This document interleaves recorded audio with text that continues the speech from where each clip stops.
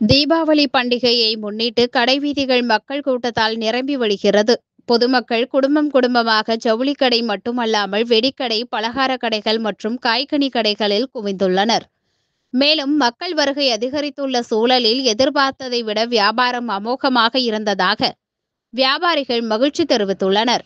மேலும் நாகையில் பெரிய கடைத்தெரு, நீலா கீழவீதி, தெற்கு வீதி, பழைய பேருந்து நிலையம், புதிய பேருந்து நிலையம் உள்ளிட்ட பகுதிகளில் மக்கள் கூட்டம் மிகுந்து காணப்படுகிறது. போக்குவரத்து நெரிசலை தவிர்க்க நீலா கீழவீதி, நீலா தெற்கு வீதி, கடைத்தெரு உள்ளிட்ட முக்கிய வீதிகளை தற்காலிகமாக ஒருவழி பாதைகளாக மாற்றி ஷேர் ஆட்டோக்கள் மற்றும் கார்களின் இயக்கத்தை நெறிப்படுத்தி போக்குவரத்து நெருக்கடியை தவிர்க்க போலீசார் தீவிர ரோந்து பணியில் ஈடுபட்டு வருகின்றனர்.